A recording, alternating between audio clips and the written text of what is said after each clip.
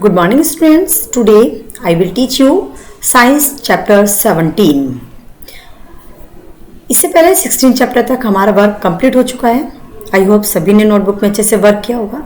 Chapter 17 का part 1 start करते हैं, जिसका नाम है हमारा तारे एवं सौर परिवार।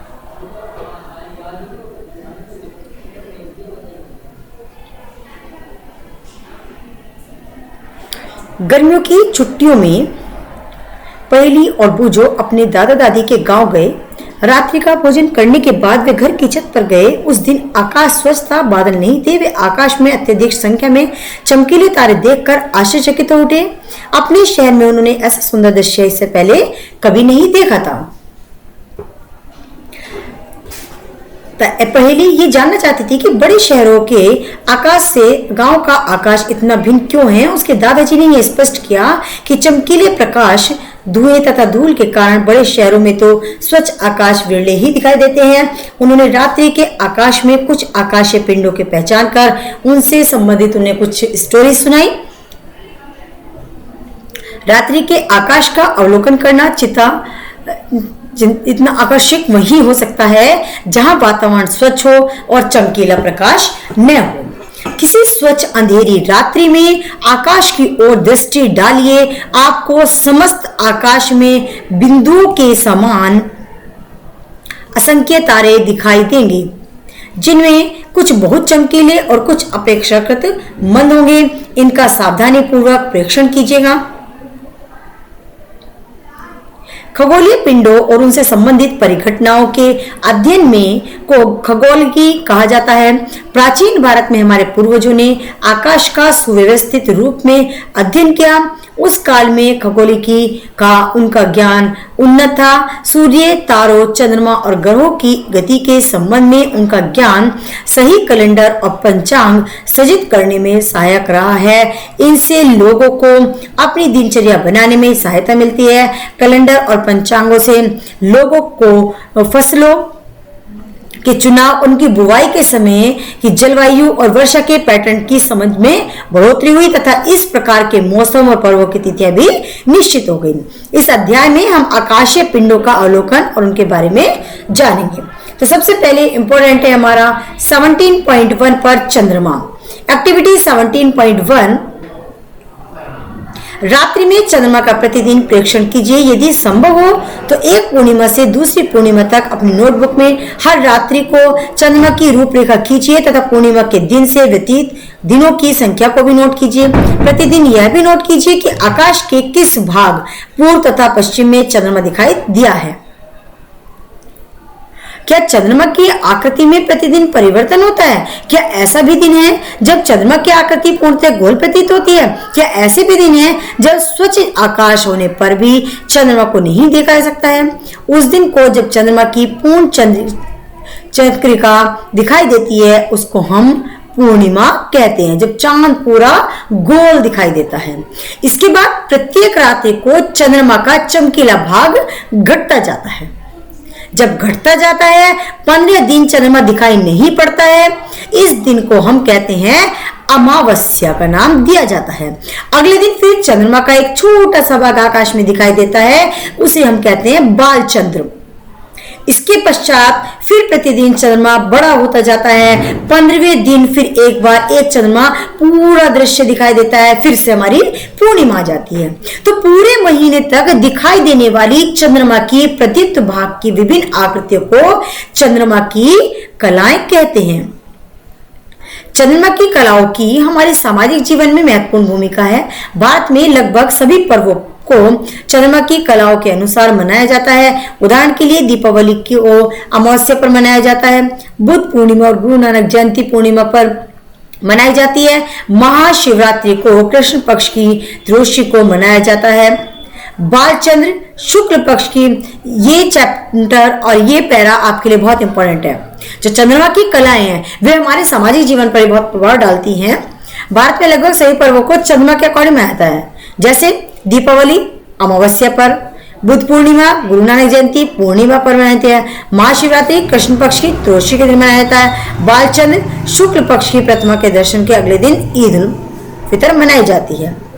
तो एक पूर्णिमा से दूसरी पूर्णिमा तक की अवधि 29 डेज से कुछ अधिक होती है। बहुत से कैलेंडरों में इस अवधि को एक माह कहते हैं। चंद्रमा अपनी आकृति में प्रतिदिन परिवर्तन क्यों करता है, अब मुझे ये जानना चाहती हैं। तो आइए जानने का प्रयास करें कि चंद्रमा कलाएं क्यों दिखाई देती हैं। लेसन 16 में भी आपने पढ़ा था कि चंद्रमा सूर्य तथा अन्य तारों की भांति अपना प्रकाश उत्पन्न नहीं कर सकता। हमें चंद्रमा इसलिए दिखाई देता है क्योंकि ये अपने पर पड़ने वाले सूर्य के प्रकाश को हमारी ओर परावर्तित कर देता है। चित्र 17.3 में इसलिए हम चंद्रमा के उस भाग को देख पाते हैं जिस भाग से सूर्य का परावर्तित प्रकाश हम तक पहुंच जाता है। एक्टिविटी 17.2 एक बड़ी गेंद या घड़ा लीजिए। इसके आधे भाग को सफेद और आधे भाग को काले पेंट से पेंट कर दीजिए। इसके ऊपर अपने दो मित्रों के साथ खेल के मैदान में जाइए और आप देखेंगे क्या,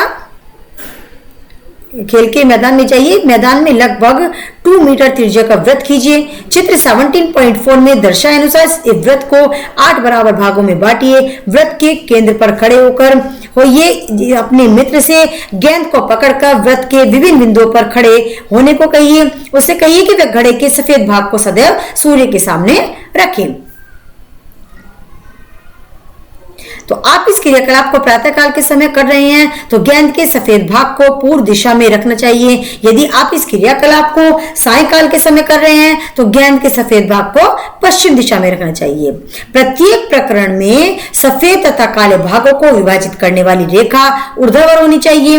वृत्त के केंद्र पर खड़े रहकर गेंद के सफेद दृश्य भाग का प्रेक्षण कीजिए तथा इसकी आकृति अपनी नोटबुक में खींचिए। इन आकृतियों की तुलना चित्र 17.5 में दर्शाई गई चंद्रमा की कलाओं से अब कीजिए। अब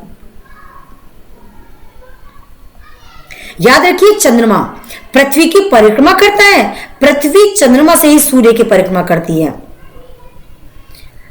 क्या आप पूर्णिमा और अमावस्या के दिन सूर्य, चंद्रमा तथा पृथ्वी के सापेक्ष स्थितियों का अनुमान लगा सकते हैं? इनकी स्थितियों को अपनी नोटबुक में आरेखित कीजिएगा। पूर्ण चंद्रमा देखने के लिए आप आकाश के किस भाग में देखेंगे? बाल चंद्र के पश्चात पृथ्वी से देखने पर प्रतिदिन चंद्रमा के प्रदीप्त भाग में वृद्धि होती जाती है। पूर्णिमा के पश्चात पृथ्वी से देखने पर चंद्रमा का सूर्य द्वारा प्रदीप्त भाग प्रतिदिन आकार में घटता जाता है। अब एक्टिविटी 17.3 धरती पर लगभग 1 मीटर व्यास का एक वृत्त खींचिए। अपने किसी मित्र से इस वृत्त के केंद्र पर खड़े रहने के लिए कहिए। आप अपने मित्र की परिक्रमा इस प्रकार कीजिए कि आपका मुख सदैव उसकी ही ओर रहे। क्या आपका मित्र आपकी पीठ देख सकता है? एक परिक्रमा करने में आपने कितने घूर्णन पूरे किए? चंद्रमा पृथ्वी की परिक्रमा इसी ढंग से करता है। तो चंद्रमा पृथ्वी की एक परिक्रमा पूरी करने में अपने अक्ष पर एक घूर्णन पूरा करता है। चंद्रमा का पृष्ठ कवियों तथा कहानीकारों के लिए चंद्रमा एक चित्ताकर्षक पिंड है, परंतु जब अंतरिक्ष यात्रियों ने चंद्रमा पर कदम रखे तो उन्होंने चंद्रमा के पृष्ठ को धूल भरा तथा निर्जन पाया। उस पर विभिन्न आमापों के गर्त हैं। इस पर बहुत सी खड़ी ढाल वाले ऊंचे पर्वत भी हैं। चित्र 17.7 इनमें से कुछ पर्वत तो ऊंचाई में पृथ्वी के सर्वाधिक ऊंचाई के पर्वतों के समान भी दिखाई देते हैं। अब आपको मालूम है, चंद्रमा पर ना तो वायुमंडल है और न जल ही है। तो क्या चंद्रमा पर किसी प्रकार हम जीवन की संभावना कर सकते हैं? नहीं, हो ही नहीं पाएगी। आप देखिए, बहुत इंपॉर्टेंट टॉपिक है हमारा। 21 जुलाई 1969 को अमेरिका के अंतरिक्ष यात्री नील आर्मस्ट्रॉन्ग ने सबसे पहले चंद्रमा पर अपने कदम रखे। उसके बाद एल्ड्रिन चंद्रमा पर उतरे थे। इंपॉर्टेंट पॉइंट है हमारा 17.2 तारे। अब रात्रि के आकाश में आप अन्य कौन सी वस्तुएं देखते हैं? आकाश में असंख्य तारे हैं। बड़े शहर से दूर किसी अंधेरी रात को आकाश का सावधानी पूर्वक प्रेक्षण कीजिए। क्या सभी तारे समान रूप से चमकीले हैं? सभी तारों का रंग एक जैसा है। वास्तव में तारे अपना प्रकाश उत्सर्जित करते हैं। सूर्य भी एक तारा है। अन्य तारों की तुलना में सूर्य इतना अधिक बड़ा क्यों दिखाई देता है? आपके पास रखी फुटबॉल अथवा 100 मीटर दूरी पर रखी फुटबॉल में से कौन बड़ी प्रतीत होती है? तारे सूर्य की तुलना में लाखों गुना अधिक दूर हैं, इसलिए तारे हमें बिंदु जैसे प्रतीत होते हैं। सूर्य पृथ्वी से लगभग 15 करोड़ किलोमीटर दूर है। सूर्य के पश्चात दूसरा निकटतम तारा प्रॉक्सिमा सेंटारी है। इसकी दूरी पृथ्वी से लगभग 40 करोड़ किलोमीटर दूर की है। क्या आप इस दूरी को आसानी से पढ़ सकते हैं? कुछ तारे तो इससे भी कहीं अधिक दूर हैं। इतनी अधिक दूरियों को लंबाई के अन्य मात्रक प्रकाश वर्ष में व्यक्त करते हैं। यह प्रकाश वर्ष द्वारा एक वर्ष में चली गई दूरी होती है। प्रकाश की चाल 3 लाख किलोमीटर प्रति सेकंड की होती है। इस प्रकार सूर्य की पृथ्वी से दूरी लगभग 8 प्रकाश मिनट की है। अल्फा सेंटारी लगभग 4.3 प्रकाश वर्ष दूर है। यदि तारों का प्रकाश हमारे पास तक पहुंचने में वर्षों का समय लेता है तो तारों को देखते समय क्या हम अपने अतीत को देख रहे होते हैं? वास्तव में दिन के समय भी आकाश में तारे होते हैं, तथापि उस समय सूर्य के तीव्र प्रकाश के कारण वे हमें दिखाई नहीं देते हैं। कुछ प्रमुख तारों और तारों के समूह का आकाश में लगभग 2 घंटे अथवा अधिक समय तक प्रेक्षण कीजिए। आपको क्या पता चलता है? क्या आप आकाश में तारों की स्थितियों में कोई परिवर्तन होता पाते हैं? क्या आप ये जान पाएंगे कि तारे पूर्व से पश्चिम की ओर गति करते प्रतीत होते हैं? कोई तारा जब सूर्यास्त होते ही पूर्व में उदय होता है, सामान्यतः सूर्योदय से पहले ही पश्चिम में अस्त हो जाता है। तारे पूर्व से पश्चिम की ओर गति करते हैं, क्यों प्रतीत होते हैं? आइए इसका पता लगाते हैं एक्टिविटी 17.4 में। किसी बड़े कमरे के बीच में खड़े होकर गुणन कीजिए। कमरे में रखी वस्तुएं किस दिशा में गति करती प्रतीत होती हैं? क्या आप इन वस्तुओं को अपनी गति के विपरीत दिशा में गति मान पाते हैं? पहेली याद करती है, जब वह किसी चलती रेलगाड़ी में होती है तो निकट के वृक्ष तथा भवन पीछे की दिशा में जाते प्रतीत होते हैं। यदि हमें तारे पूर्व से पश्चिम की ओर गमन करते हैं प्रतीत होते हैं तो क्या इसका अर्थ यह है कि पृथ्वी पश्चिम से पूर्व दिशा में घूर्णन करती है? हमने समझा कि हमें सूर्य पूर्व में उदय होता तथा पश्चिम में अस्त होता क्यों प्रतीत होता है। ऐसा पृथ्वी के अपने अक्ष पर पश्चिम से पूर्व दिशा में घूर्णन गति करने के कारण होता है।